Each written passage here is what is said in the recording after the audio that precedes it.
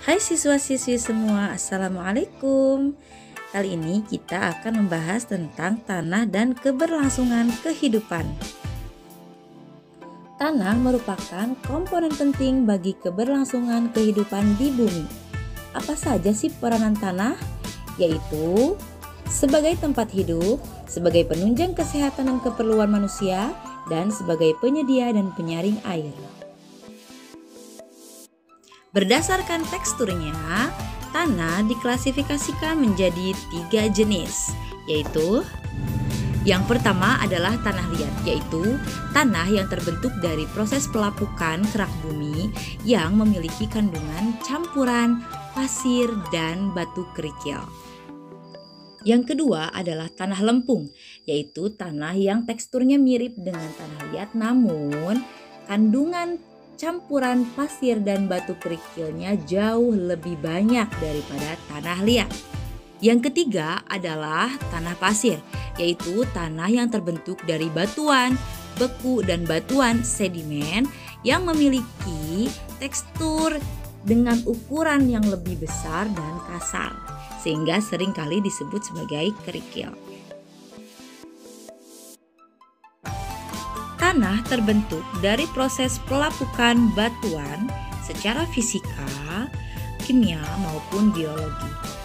Beberapa faktor yang mempengaruhi proses pelapukan batuan menjadi tanah adalah iklim, sinar matahari, curah hujan, suhu bumi, aktivitas mikroorganisme yang ada di tanah atau di batuan tersebut, kemudian jenis vegetasi tumbuhan, serta tipe batuan ataupun topografi relief tanah suatu daerah dan waktu.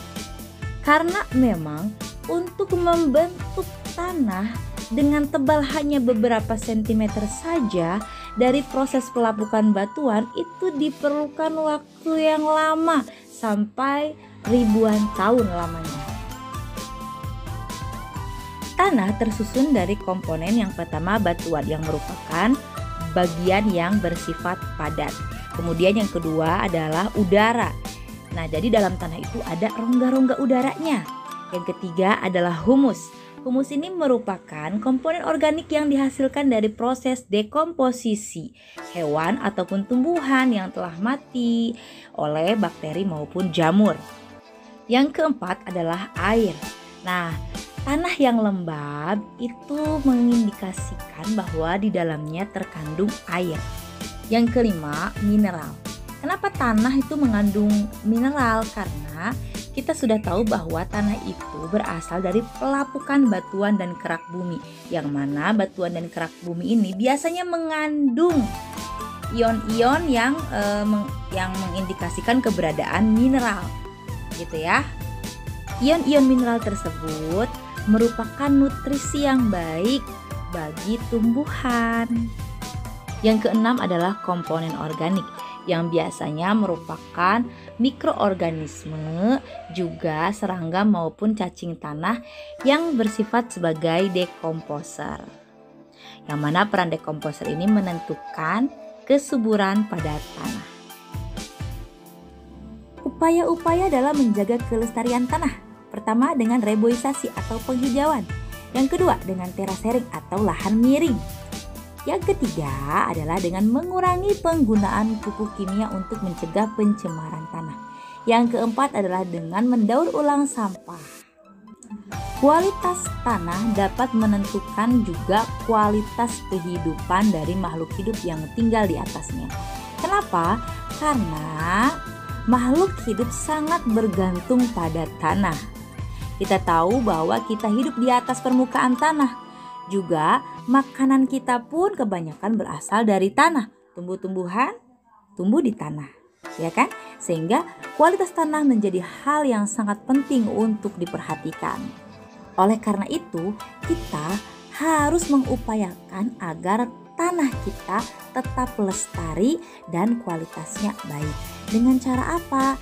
Salah satunya bisa kita lakukan dengan hal yang terkecil, yakni dengan cara memilah-milih antara sampah organik dan anorganik, lalu mendaur ulang sampah-sampah yang memang bisa didaur ulang dan sulit terurai di alam.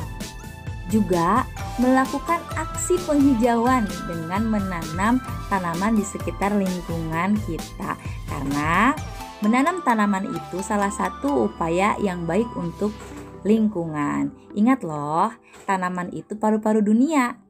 Tidak ada salahnya kita melakukan penanaman di lingkungan sekitar. Jangan sampai lingkunganmu tidak ada tanaman ya. Oke, sekian dulu ya. Assalamualaikum.